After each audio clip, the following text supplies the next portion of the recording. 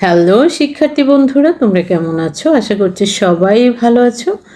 সামনে ফাইনাল পরীক্ষা চলে আসছে। ক্লাস 2 ইংলিশ ফর টুডে আজকে একটা গুরুত্বপূর্ণ ইউনিট পড়ব আমরা। আজকে আমরা পড়ব unit 9 lesson 1 English for today class 2। অর্থাৎ আমরা আজকে পড়ব কি ইউনিট 9। এটা খুবই ইম্পর্ট্যান্ট একটা ইউনিট এবং ফাইনাল পরীক্ষার জন্য খুবই গুরুত্বপূর্ণ। ফাইনাল পরীক্ষায় একটা প্যাসেজ থাকবে, সেই প্যাসেজ থেকে তোমাদের কোশ্চেন আনসার করতে হবে, ফিল ইন দ্য ব্ল্যাঙ্কস করতে হবে এবং ট্রু ফলস থাকতে পারে। সেইগুলা কিভাবে করবে সেগুলো কিন্তু আজকের ক্লাসে থাকবে। ওকে, তাহলে ইউনিট 9-এর টাইটেল হচ্ছে animals and birds. Animals and birds, animals হচ্ছে পশু অ্যান্ড বার্ডস, বার্ডস হচ্ছে পাখি। তাহলে বুঝতেই পারছো ইউনিট 9-এ আমরা কি নিয়ে পড়বো? Animals and birds. তাহলে প্রথমেই কি আছে? লেসন 1-এ দেয়ার লিভিং প্লেসেস, অর্থাৎ তাদের বসবাসের যে জায়গাগুলো সেগুলো নিয়ে এখানে পড়বো আমরা। তাহলে এ নাম্বারে দেখি কি আছে। Look at the picture and answer the following questions. ছবিটির দিকে তাকাও এবং ফলোয়িং কোয়েশনস মানে নিচে কিছু কোয়েশন দেওয়া আছে, সেগুলোর আনসার এখান থেকে করবে। 1 নাম্বার কোয়েশন হচ্ছে what do you see in the picture. তুমি কি দেখতে পাচ্ছ এই ছবিতে? তোমরা লিখবে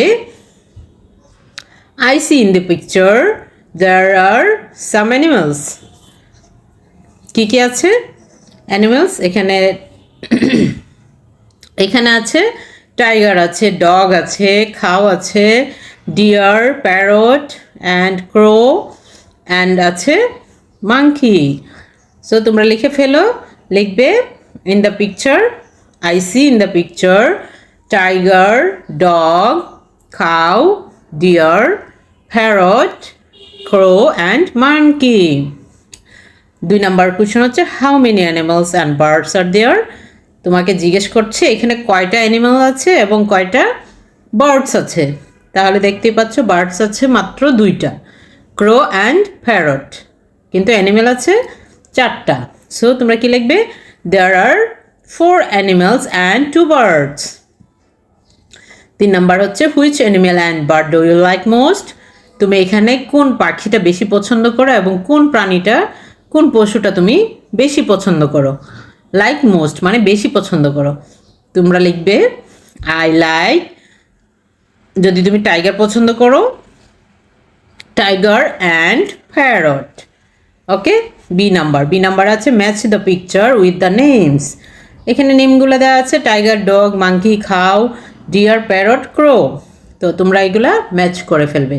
ওকে, তারপর কি আছে সি নাম্বারে, listen to the names of the animals and the birds, point to the right pictures and say the names. তোমরা কি করবে? এখানে বার্ডস এবং অ্যানিমেলের নামগুলো আছে, তোমরা সেই টাইগার এবং এই যে নামগুলো ছিল উপরে সেই নামগুলোর সাথে তোমরা ম্যাচ করে লিখে ফেলবে কোথায় কোনটা আছে। ওকে, ডি নাম্বার আছে look at the pictures in section C, listen say and read after your teacher. এটা হচ্ছে তোমার টিচার বলার পরে তোমরা কি করবে? বলবে। A dog lives in a kennel or dog house. কি বলছে? একটা ডগ বা কুকুর কোথায় বাস করে? ক্যানেল। কুকুর যেখানে বাস করে সেটাকে কি বলে?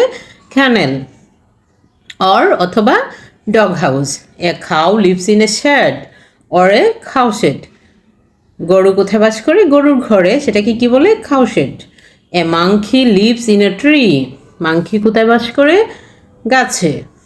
এ parrot lives in a nest or a tree hole. অর্থাৎ একটা প্যারট কোথায় বাস করে? বাসা, নেস্ট মানে পাখির বাসা, অর অথবা এ ট্রি হোল মানে একটা গাছের মধ্যে যদি গর্ত থাকে সেখানেও বাস করতে পারে। A tiger lives in a lair. Tiger কোথায় বাস করে? গুহায়। A crow lives in a nest. কাক কোথায় বাস করে? কাকের বাসায়। A deer lives in a forest. Deer মানে হরিণ। হরিণ কোথায় বাস করে? জঙ্গলে। ইউনিট 9 লেসন 1 আরও কিছু আছে। Read the words and match with the right picture, one is done for you. এই যে দেখো একটা কি সুন্দর করে তোমাদেরকে একে ম্যাচ করে দেওয়া আছে, বাকিগুলো তোমরা ম্যাচ করে নিবে। ওকে, তারপর হচ্ছে read each of the following sentences and set true or false. এখানে যে নিচেরগুলো সেন্টেন্সগুলো দেওয়া আছে এটা কি ট্রু, অর্থাৎ সত্য হলে ট্রু এবং মিথ্যা হলে ফলস লিখবে। The monkey lives in a tree hole. Monkey কি গাছের গর্তে বসবাস করে? নিশ্চয়ই না, তাহলে এটা কি হবে? False. The cow lives in a forest. গরু কি জঙ্গলে বাস করে? নো, তাহলে আমরা কি লিখবো? এটা false. The crow lives in a nest. অবশ্যই কাক কোথায় বাস করে? কাকের বাসায়। সো এটা true. The parrot lives in a tree. Parrot lives in a tree, এটা কিন্তু ট্রু। ওকে, তাহলে আমরা ইউনিট 9 লেসন 1-এ কী কী শিখলাম? পশু এবং পাখিদের বসবাস করার জায়গাগুলো। ওকে, তাহলে তোমরা এই চ্যাপ্টারটা খুব ইজি, এটা ভালো করে পড়ে ফেলবে। ওকে, আজকে এই পর্যন্ত। আল্লাহ হাফেজ।